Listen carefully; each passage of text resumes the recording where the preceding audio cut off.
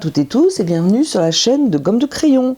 Je vous propose aujourd'hui une vidéo, alors vraiment spéciale débutant. Si vous avez l'habitude de regarder mes vidéos, bien je m'excuse par avance, je vais certainement redire des choses, mais bon, j'espère que cela ne vous gênera pas. On va faire un paysage, donc nous allons peindre un paysage débutant. Pour cela, nous avons besoin bien sûr de pinceaux. Pinceau spécial aquarelle, sans rentrer dans les détails. Il faudrait presque une vidéo spéciale pinceau, donc je vous conseillerais un pinceau spécial aquarelle poil synthétique, un crayon gris HB. Vous penserez à ne pas appuyer trop fortement dans le papier, de manière à ne pas faire un sillon, ne pas creuser un sillon dans votre papier. Si on voit le trait, à mon sens, ce n'est pas gênant. Vous aurez besoin de papier absorbant, ou de chiffon éventuellement. De papier aquarelle, donc pour notre tuto spécial débutant, mon choix va vers le papier I Love Art pour sa qualité. C'est un papier cellulose, 100% cellulose, mais qui est quand même une très bonne qualité, qui n'a pas un prix excessif parce que ce n'est pas un 100% coton de très bonne qualité. Donc pour les entraînements, pour apprendre, pour s'initier, je le trouve tout à fait parfait. Donc c'est le papier I Love Art qui est, hélas, je dirais entre guillemets, hélas, uniquement disponible au Géant des Beaux-Arts. C'est-à-dire que si vous n'avez pas de Géant des Beaux-Arts dans votre ville, eh bien il vous reste le choix Internet. Et c'est pas toujours ce que l'on veut. Donc voilà un petit peu le souci avec ce papier. J'ai choisi un format 24-32. Donc un grain fin. Alors quand on débute, franchement, le grain fin est plus facile. Voilà, ça c'est une notion assez simple. Je propose donc un paysage. Alors juste un petit rappel, on a le choix lorsque l'on peint par exemple un paysage ou un sujet marin. Bon, je vais peut-être prendre un... Parce que là je crois qu'on va pas voir. Donc je prends ce petit brouillon. Imaginons que ce soit ma toile, ma feuille à peindre, etc. Je veux placer une ligne d'horizon parce que j'ai affaire à un paysage, et si je ne vois pas ma ligne d'horizon, parce qu'elle est cachée par des arbres, des immeubles, etc., je dois quand même la positionner. Dans le sujet d'aujourd'hui, nous verrons la ligne d'horizon. Il faut donc la tracer. Alors soit on la trace premier tiers du haut, après avoir imaginé couper notre support en 3. Donc soit on trace notre ligne d'horizon ici, ce qui fait que nous donnerons une large importance à la terre, à la mer, etc. Soit nous la traçons premier tiers du bas, ce qui veut dire que nous aurons un grand ciel, une petite partie de mer ou de terre. Donc c'est à vous de voir quel accent vous voulez donner à votre sujet. Vous avez envie qu'on voit, de donner de l'importance au ciel, vous placerez votre ligne ici. Bien sûr, premier tiers du bas. Si vous avez l'intention de donner une grande importance à la terre, vous tracerez votre ligne premier tiers du haut. Alors, est-ce que c'est une règle qui peut, cette histoire de tiers, vous enfermer dans votre créativité? Bien, je dirais que non. Hein. On ne va pas réinventer la roue, ces règles ont fait leur preuve, parce que d'un niveau pictural, ça fonctionne par rapport au regard du spectateur. Donc, pourquoi s'en priver? Il est évident qu'on pourrait mettre la ligne totalement au milieu, ce ne serait pas, à mon sens, esthétique, pas agréable d'une manière picturale, mais si vous vouliez faire un sujet, par exemple, extrêmement stable, non dynamique, ce serait le choix que vous pourriez prendre. Personnellement, bien entendu, je n'irais pas vers ce choix. Par contre, au niveau des portraits, par exemple, hein, c'est identique. Si vous placez votre portrait pile au milieu, ce n'est pas dynamique, ça donne quelque chose de posé, qui n'a pas de mouvement. Mais si vous voulez peindre par exemple quelque chose d'extrêmement calme, un visage extrêmement serein, qui éveille le calme, l'absence de mouvement, pourquoi pas choisir le milieu. Mais il faut bien sûr avoir une raison dans ses choix. Alors autre chose, moi je vais tracer ma ligne d'horizon. J'ai un peu dézoomé parce que j'ai tendance à manger le haut ou le bas. Donc je vais tracer ma ligne d'horizon et je vais la tracer premier tiers bas. Hein. Je ne vais pas prendre la règle pour mesurer si je suis vraiment pile poil au tiers. On la trace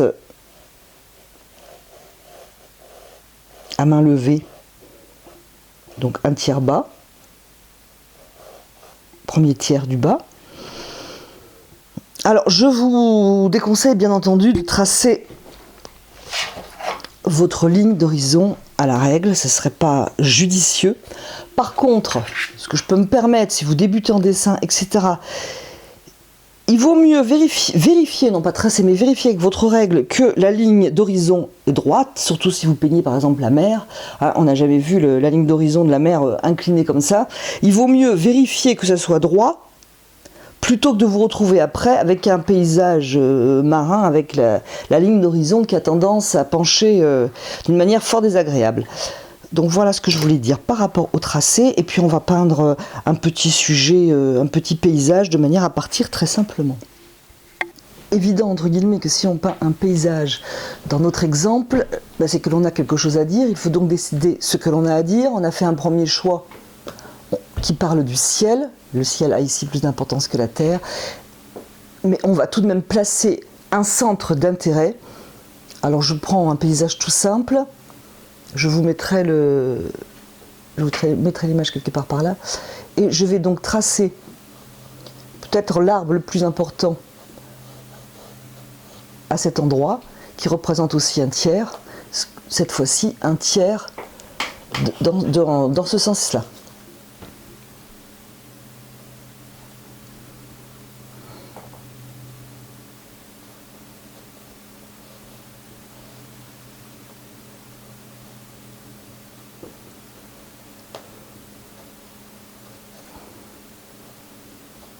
Je vais rester très très simple pour la construction, comme ça ce sera plus facile si vous en êtes à votre première aquarelle ou si vous en êtes à l'une des premières aquarelles. Je vais choisir comme couleur le bleu outre-mer.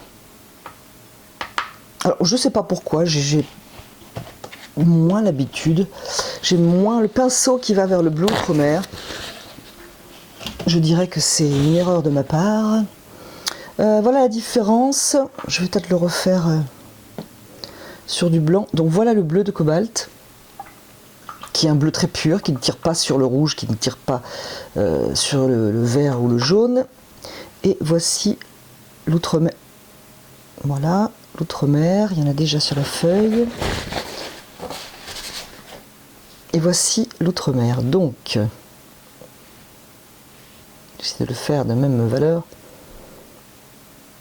Alors à l'image, je ne sais pas si on verra, c'est quand même plus que proche. Ce n'est pas l'outre-mer normalement tire un petit peu sur le rouge. C'est un outre-mer nuance verte et franchement, on ne peut pas dire qu'il a une énorme différence avec le bleu de cobalt. On ne va pas aller plus loin dans le détail de ces couleurs. Je vais donc choisir outre-mer. Je peux prendre un pinceau un petit peu plus gros, éventuellement, pour peindre le ciel. Alors, j'ai deux solutions. Un rappel important. Je peins cette aquarelle à plat sur ma table parce que au niveau de la prise de vue de la caméra, ça rend pas extraordinaire quand c'est incliné. Alors surtout pensez à incliner au moins légèrement, je dirais, je sais pas combien il fait ce petit pot là. Je vais prendre la règle qui cette fois-ci va être utile. Il fait 3,5 à peu près. Alors voilà, au moins à peu près 3,5 dessous, comme ça sur votre feuille, pour peindre incliné. Je vais regarder si au niveau de la caméra c'est gênant ou pas. Donc j'ai incliné. Alors normalement j'ai un chevalet de table qui est parfait pour peindre. Donc c'est avec ce chevalet que ça ne rend pas extraordinaire. Je vais donc tester sur ce petit pot qui élève mon bloc et on va voir ce que ça donne. Donc, on va poser de l'eau. On n'est pas obligé. Voyez comment vous préférez. Tester peut-être sur du papier ce que vous préférez.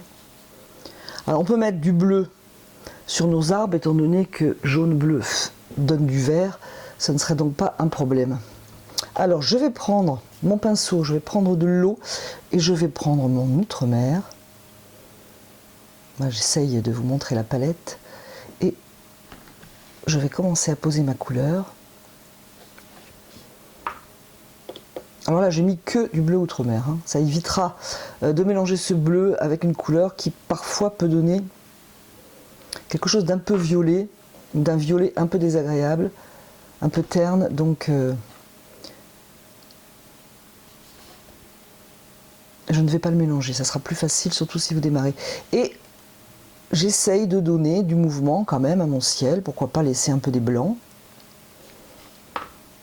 En pensant que ça va énormément diminuer en intensité de couleur, surtout le bleu. Alors je dis surtout le bleu parce que le bleu, paraît-il, perd encore plus de couleur. J'avoue que je ne l'ai pas mesuré. Pour moi, j'ai l'impression que tout s'affadit réellement quand ça sèche. Donc les nuages, pardon, les arbres, on peut très bien les recouvrir. Et on va laisser notre eau faire le travail sur notre papier que nous avons donc légèrement incliné. Vous voyez que ça s'est déjà bien affadi, j'aurais pu y aller bien plus fort en couleur. Il vaut mieux bien calculer la force de sa couleur, étant donné que surtout dans ce genre de ciel, je ne vais pas y revenir. On peut revenir sur des ciels, mais sur celui-là, je ne vais pas y revenir.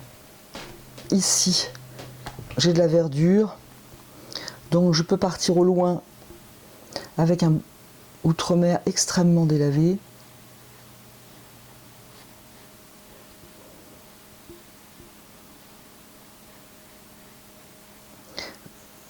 Je vais avec mon pinceau joindre ou non le ciel.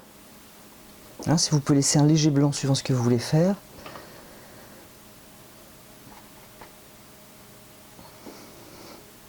Et je vais faire un vert avec jaune clair outre-mer.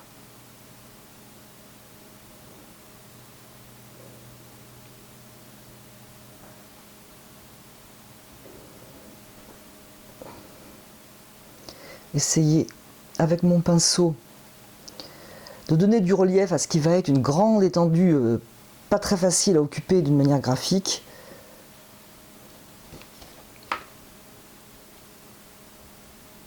Et du coup, c'est la difficulté, occuper une grande zone comme ça. Je vais essayer de faire de plus en plus vert ce qui est devant moi. Ici, il s'est fait un graphisme tout seul avec l'eau. Ma foi, je vais le laisser parce qu'il est plutôt joli, donc je vais en profiter. Je peux jouer avec les gouttes qui se forment de manière à avoir des blancs agréables. Je peux joindre, alors je ne sais pas si vous y voyez du coup avec cette histoire de surélever ma feuille. Voilà mon paysage pour l'instant qui prend forme. Je peux prendre un pinceau un petit peu plus petit. Alors soit je prends le même vert, soit je prends un autre vert, par exemple bleu Windsor, rouge indien. On va me faire des verts différents. Et je peux venir faire un petit peu de graphisme avec un pinceau plus fin ou un gros pinceau dans l'humidité.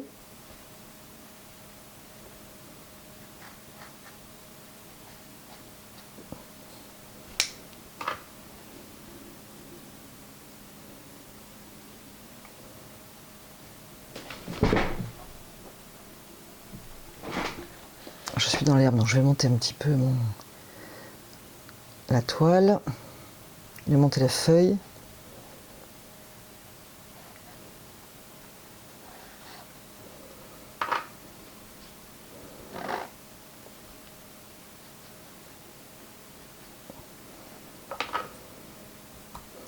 Donc c'est quelque chose de pâle, de trop pâle. Avec l'habitude, il faudra apprendre, comme moi, hein, à doser un peu plus fort de manière à ce que lorsque ça sèche, ça soit beaucoup plus coloré. Alors au niveau des arbres, on a deux solutions. On attend que ça sèche et alors lorsque l'on peindra les arbres, ils vont vraiment ressortir sur un papier sec. Voilà, si je dessine un arbre sur du papier sec, il ressort énormément, ça ne fuse pas. Si je le fais maintenant, évidemment, ça va fuser. Je vais décider que la lumière vient de gauche, entre parenthèses, pour donner de ombre et lumière à mes futurs arbres. Alors je vais reprendre le bleu outre-mer, mon jaune,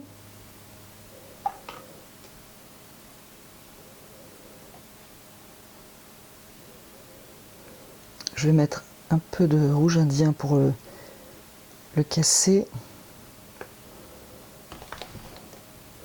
Et je vais peindre des arbres. Je peux commencer à poser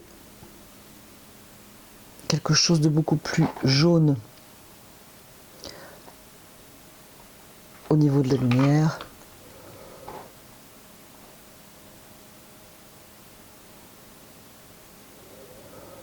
Donc là, ici, je suis sur quand même un papier qui a bien commencé à sécher. Je vais lui mettre un petit peu de bleu. Je vais mettre un peu de bleu dans mon verre, tout simplement en reprenant un peu de bleu et en mettant dans ce verre là pour avoir un verre un peu différent.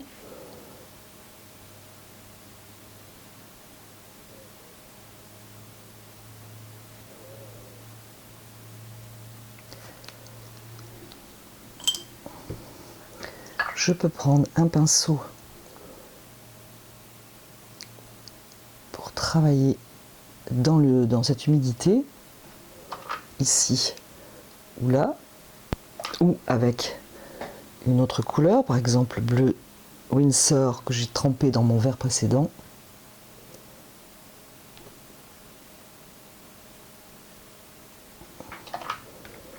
Ou mon jaune de Sennelier.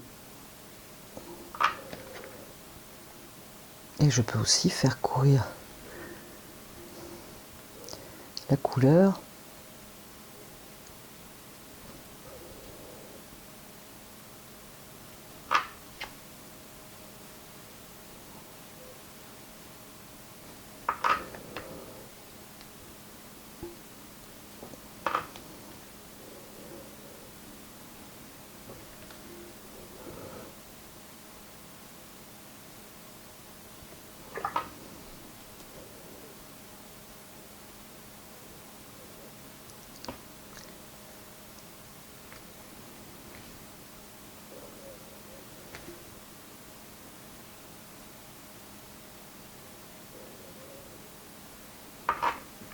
je reprends un pinceau que j'ai nettoyé légèrement essoré pour travailler ma couleur.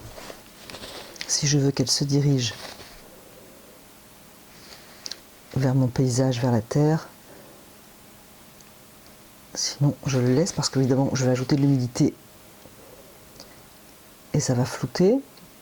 Pour ma part, j'ai envie de flouter, donc je n'hésite pas. Pour amener le regard du spectateur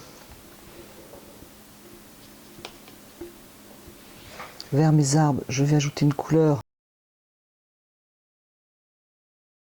Voilà, une couleur de manière à amener le regard vers mon point d'intérêt qui est ici, cet ensemble d'arbres.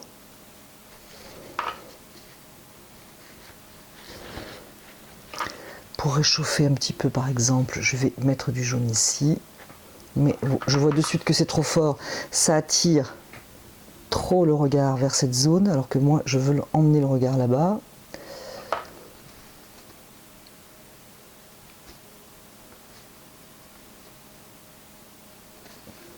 Avec un pinceau propre, légèrement essoré, je peux, ce qu'on appelle ouvrir des blancs, c'est-à-dire enlever de la couleur, pour par exemple sculpter un arbre. Là, l'eau l'a fait tout seul, mais je peux moi rajouter un petit peu de ces effets si je les trouve agréables.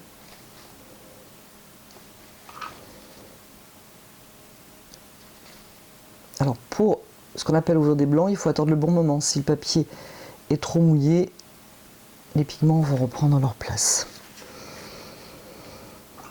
Voilà pour cette aquarelle, j'espère vous avoir montré un petit peu tout, les premiers gestes pour faire un paysage.